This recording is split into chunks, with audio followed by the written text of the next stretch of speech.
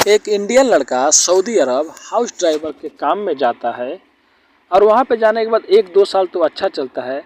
उसके बाद वो हर रोज़ अपने मैडम के लिए फिटकरी और गुलाब जल हर हफ्ते 2 बार लाया करता था।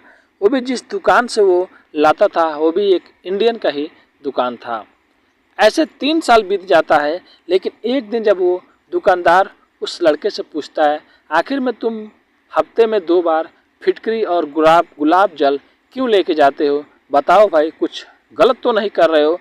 क्योंकि ये सऊदी अरब है, यहाँ पे कुछ तुम गड़बड़ करोगे तो बहुत परेशानी होगा। फिर वो लड़का जो बात बताता है, दुकानदार भी दंग हो जाता है। लड़का बताता है कि मैं जो ये गुलाब जल और जो फिटकरी लेके जाता हूँ, अपने लिए नहीं लेके जाता हूँ। हमारी जो मैडम है, जो 50 साल की है, उसके घर में और कोई नहीं है, मैं उसका ही गाड़ी चलाता हूँ, वही मेरे से मंगाती है। और भाई क्या बोलूँ, मेरे को समझ में नहीं आ रहा है, मैं तो यहाँ पे फंस के रह गया हूँ। फिर दुकानदार पूछता है, सब सही सही बात बताओ तो शायद मैं कुछ तुम्हारी हेल्प कर सकूँ। फिर वो लड़का बोलता है, ठीक है भाई, मैं आपको सारी बात बताऊँगा। तो चलिए गाइस पूरी कहानी को इस वीडियो के माध्यम से बताएंगे। तो अगर आप इस चैनल पर नए हैं तो चैनल को सब्सक्राइब, लाइक, शेयर कर दीजिए। और हमारा मकसद किसी का भी दिल दुखाना नहीं है, बस लोगों को जागरूक और उनका सचेत करना है। तो नमस्ते, आदाब, सत श्री अकाल। आज की जो मैं कहानी आपको बताने जा रहा हूँ, ये एक इंडियन लड़का और एक सऊदी मैडम की कहानी है। तो चलिए पूरी कहानी को शुरू करते हैं। फिर जो इंडिया से वो लड़का रहता है वो बताता है, आज से करीब 3 साल पहले मैं इसके घर में हाउस ड्राइवर के काम में आया था। उस टाइम इसके घर में इसकी एक लड़की थी और उसका एक पति था, वही मेरा मालिक था। उसके साथ में मैं इधर उधर जाता था, आता था। 1 साल तो सब चीज़ ठीक था, आराम से मैं गाड़ी चलाता था, कुछ भी परेशानी नहीं था। लेकिन 1 साल बाद अचानक हमारा कपिल इस दुनिया से चला जाता है। जब इस दुनिया से हमारा कपिल, हमारा मालिक चला जाता है, उसके बाद हमारी मैडम भी अकेली हो जाती है और 6 महीने बाद वो अपनी लड़की का भी शादी कर देती है। 1.5 साल तो बहुत अच्छे से चलता है, लेकिन 1.5 साल बाद अचानक एक दिन मैडम पीछे कार में बैठी रहती है और मेरा नाम लेके बुलाती है कि तुमसे एक बात कहूँगी, तुम मानोगे या नहीं मानोगे। लड़का तो पहले बोलता है कि मैं डर जाता हूँ, फिर बाद में बोलता हूँ, हाँ मैडम बोलिए, क्या बात है। वो बोलती है कि नहीं, अभी नहीं बोलूँगी, ठीक है तुम रूम पे चलो, तो रूम पे तुमको मैं बताऊँगी। अब उस लड़के को लेकर रूम पे जाती है। रूम पे जाने के बाद रात को 11 बजे फ़ोन करती है और उसको बोलती है कि मैं तुम्हारे मोबाइल पे एक मैसेज डाली हूँ, उसमें जो सामान है वो तुम जाके शॉप से लेके आओ और मुझे लाके दो। लड़का बोलता है ठीक है। फिर वो लड़का उठता है तो बोलता है कि मैं पहली बार आपके दुकान पे आता तो मैं देखा कि उसमें फिटकरी लिखा है और गुलाब जल लिखा है।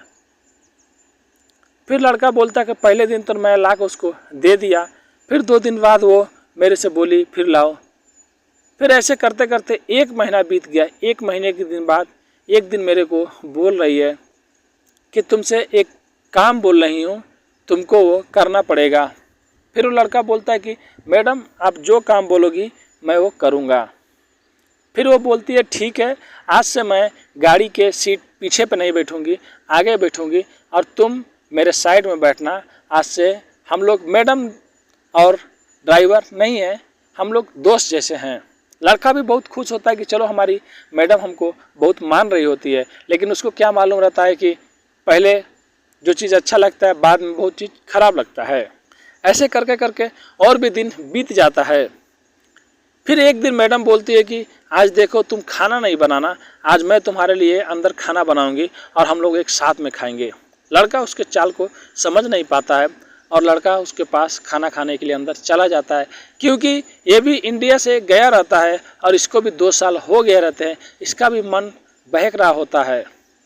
लड़का बोलता है कि जब मैं अंदर जाता हूँ तो देखता हूँ कि मैडम नाइटी में खड़ी है और सामने खाना रखा हुआ है। मैडम मेरे को बुलाती है और कुर्सी पे बैठाती है, खुद भी बैठती है और मैं भी खाना खाता हूँ, मैडम भी खाना खाती है। लेकिन उसके बाद अचानक पानी पीने के बाद मेरे को चक्कर जैसा आने लगता है। लेकिन मैं जब रात को उठता हूँ तो उस टाइम सुबह के 4 बज रहे होते हैं। और मेरे जिस्म पे एक भी कपड़ा नहीं होता है। मैडम आती है तो बोलती है कि तुमने मेरे साथ में ये काम किया है, वो काम किया है। फिर वो लड़का बोलता है कि मैंने आपके साथ में कुछ भी नहीं किया है, ये मेरी गलती नहीं है, मुझे माफ़ कर दीजिए, मुझे घर भेज दीजिए। फिर मैडम बोलती है तुम डरो नहीं, तुम्हें कुछ नहीं होगा, बस मैं जैसा बोलती हूँ तुम ऐसा करते जाओ। अब से तुम हर रोज़ मेरे साथ में सोओगे और हफ्ते में 2 बार गुलाब जल और फिटकरी लाओगे। गुलाब जल मैं इसलिए मंगाती हूँ कि पूरे रूम में खुशबू फैला रहेगा, उसी से पानी से तुम भी नहाना, उससे मैं भी नहाऊंगी। फिर लड़का को भी कुछ दिन बाद मज़ा आने लगता है। उसके बाद ये सिलसिला हमेशा चलते रहता है। फिर कुछ दिन होने के बाद जब वो मैडम बोलती है कि अब तुमसे मैं एक बात बोलती हूँ, तुम इंडिया जाना बंद कर दो, इंडिया तुम नहीं जाओ, जब तक तुम रहना यहीं पे काम करना और मेरे साथ में तुम रहना। लड़का डर जाता है, बोलता है नहीं मैडम, मेरे को घर जाना पड़ेगा, हमारे इंडिया में हमारे बूढ़े माँ बाप हैं, हमारी बहन है, हमारे भाई है, मैं नहीं जाऊंगा तो लोग कैसे रहेंगे। लेकिन मैडम बोलती है नहीं जाने दूंगी तुमको, तुम्हारा पासपोर्ट नहीं दूंगी, तुम चुपचाप यहाँ पे काम करो और मैं जैसा बोलती हूँ वैसा करो।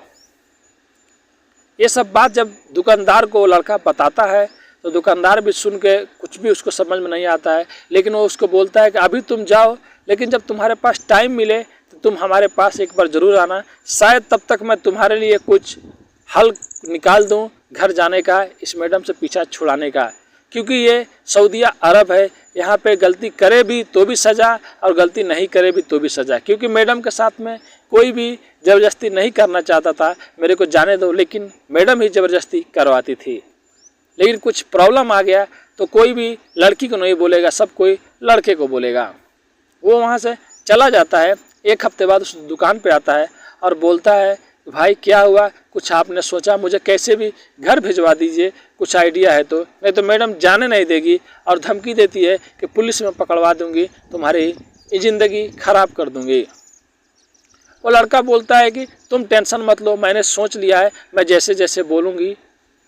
वो लड़का बोलता है मैं जैसे जैसे बोलूँगा तुम वैसे वैसे मैडम को बोलना। वो लड़का बोलता है कि तुम जाओ, 1 हफ्ता तक खुश रहो, 1 हफ्ते बाद डायरेक्ट बोलो मेरे माता पिता का एक्सीडेंट हो गया है और वो लोग हॉस्पिटल में भर्ती हैं। और वो मैडम नहीं मानेगी तो तुम किसी का भी, जो भी तुम्हारे गांव में इलाका में हॉस्पिटल में है, उनको तुम फोटो दिखाओ या वीडियो कॉल पे दिखाओ, तुम्हारे मैडम को विश्वास हो जाएगा। फिर मेडिकल का कागज़ मांगेगी, जो मतलब वहाँ पे वो लोग एडमिट है, या फ़ोटो मांगेगी, तुम वो भी चीज़ उसको भेजो। फिर वो यकीन हो जाएगा तो तुम्हें जल्द से जल्द कुछ दिनों के लिए बस इंडिया भेज देगी, तो तुम्हारा काम ही हो जाएगा। तुम ऐसा काम करो, कुछ अर्जेंट दिखाओ, जो भी दिखाना है, लेकिन मेरे मायने में तुम एक्सीडेंट दिखाओगे तो जल्दी जाने देगी, कुछ मजबूरी बताओगे तो फिर से जाने नहीं देगी। वो लड़का भी सब चीज़ सुन लेता है और बोलता है सही बोल रहा है भाई, मैं ऐसा ही करूँगा। फिर वो लड़का 10 दिन अच्छे से काम करता है। 10वें दिन अचानक मैडम के साथ में कार में जा रहा होता है और उसी टाइम एक नंबर से कॉल जाता है उसके पास, और रोने की आवाज़ आती है कि घर पे आ जाओ, एक्सीडेंट हो गया है तुम्हारे माँ और बाप का। लड़का गाड़ी में ही रोने लगता है। मैडम पूछते क्या हुआ, क्यों रो रहे हो? वो बोलता है कि मेरी माँ बाप का एक्सीडेंट हो गया है, उसी का फ़ोन आया है। फिर मैडम भी सोच में पड़ जाती है, ये बेचारा रोते हुए कैसे भी मैडम को घर लाता है, अपने रूम में चला जाता है। मैडम उस दिन रात को उसको अपने पास नहीं बुलाती है, क्योंकि वो भी समझ जाती है कि शायद ये बहुत परेशान है तो इसको मिलने के लिए आज नहीं बुलाऊंगी। 2 दिन बाद मैडम पूछती है कि अभी तुम्हारे माँ बाप कैसे हैं? तब वो लड़का बोलता है कि अभी भी वो लोग ऐसे हैं और वो लोग कितने दिन बचेंगे नहीं मालूम है, और लोग घर बुला रहे हैं। मुझे कुछ दिनों का छुट्टी दे दो मैडम, या पैसे दे दो कि मैं पैसे लेके जाऊं, उन लोग का इलाज करवा के जल्दी से जल्दी यहाँ पे चला आऊँ। मैडम बोलती है ठीक है, मैं देखती हूँ तुम्हें जाने के लिए। फिर और 2 दिन 3 दिन बीत जाता है। वो मैडम के पास में जाता है, मिलता है, फिर मैडम से बोलता है कि मैडम जाने दो, बहुत प्रॉब्लम है घर में वो लोग कुछ हो जाएगा, मेरे को तुम 1 महीने का छुट्टी दो, मैं 1 महीने में आ जाऊँगा। फिर मैडम मान जाती है, बोलती है कि ठीक है, तुम्हें 1 महीने का छुट्टी दे रही हूँ, लेकिन तुम 25 दिन आना और 1 महीने के अंदर तुम फिर वापस मेरे पास आना। और उसको 2 महीने की सैलरी भी ज़्यादा देती है। बोलती है तुम्हें कुछ लेना है उन लोग के लिए तो तुम जाओ मार्केट से लेके आ जाओ, कल शाम का तुम्हारा टिकट है, लेकिन ये समझ लेना तुमको वापस सऊदीया आना है, पैसे मैं तुमको 500 रियाल और बढ़ा कर दूंगी। लड़का बहुत अच्छे से बात करता है, मैडम को शक नहीं होने देता है और फिर वहाँ से शॉपिंग करने जाता है। फिर वो आदमी से मिलता है जिस दुकान पर जाया करता था, उसी इंडियन भाई से मिलता है और सारी बात बताता है और उस लड़के का शुक्र अदा करता है कि चलो मैं इस चुंगल से छूट गया और मैं यहाँ से चला जाऊँगा तो दोबारा सऊदी अरब नहीं आऊँगा। फिर जाता वहाँ पे कुछ सामान लेता है, उस लड़के से भी मिलता है और एक दिन बाद उसका रात में टिकट रहता है। फिर वो लड़का इंडिया आ जाता है। इंडिया आने के बाद 1 महीना तक वो लड़के घूमता रहता है। मैडम बीच में फ़ोन करती है तो लड़का भी बोलता है ठीक है मैडम, ये है वो है। आने से कुछ दिन पहले वो लड़का बोलता है कि मैडम पैसे ख़त्म हो गए, पैसे भेज देती तो अच्छा रहता, घर में कुछ सामान वामान ला देता, और अभी मम्मी पापा माँ बाप मेरे बहुत अच्छे हैं। मैडम और 1 महीने का सैलरी भेज देती है, लेकिन जिस दिन टिकट रहता है उस दिन वो जब फ़ोन करती है ये फ़ोन ही नहीं उठाता है। और 1 दिन बाद फ़ोन उठाता है तो बोलता है तुमने मेरे साथ में बहुत गलत किया है, मैंने तो तुम्हारे उसके सिवाय 1% तुम्हारे साथ में गलत नहीं किया है, कि मैं तुम्हारा नौकर नहीं था, तुम्हारे घर काम करने गया था, लेकिन तुमने मेरे साथ में बहुत गलत काम किया है। अब मैं दोबारा सऊदी अरब नहीं आऊँगा और तुमसे भी बोलता हूँ ये सब चीज़ छोड़ देना और ऊपर वाले से डरना। मैडम बोलती है कि तुम आ जाओ, तुम्हें और सैलरी बढ़ा कर दूंगी, ये सब काम नहीं करूंगी। लेकिन लड़का बोलता है कि नहीं मैडम, हाथ जोड़ता हूँ, आपको मैं कुछ गलत भी नहीं बोल रहा हूँ, लेकिन ये सब काम छोड़ देना और मैं दोबारा वहाँ पे नहीं आ पाऊँगा। फिर उसके बाद वो लड़का वो सिम को तोड़ देता है। तो आज की कहानी यही थी दोस्तों, कैसे एक सऊदी मैडम कैसे एक लड़के को फंसाती है अपने जाल में और रोज़ उसके साथ में संबंध बनाती है। नहीं बनाए तो भी लड़का को खतरा है और बनाए तो भी खतरा है। तो आप लोग कहानी से क्या सीख मिली कमेंट करके ज़रूर बताइए, क्योंकि यहाँ पे लड़का गलत था या वो मैडम गलत थी। आप लोग कमेंट ज़रूर कीजिए, क्योंकि आपके एक कमेंट से, एक सब्सक्राइब से हमको भी हौसला मिलता है। तो मिलते हैं अगले वीडियो में कुछ सच्ची कहानियों के साथ। अभी के लिए अलविदा लेते हैं, धन्यवाद।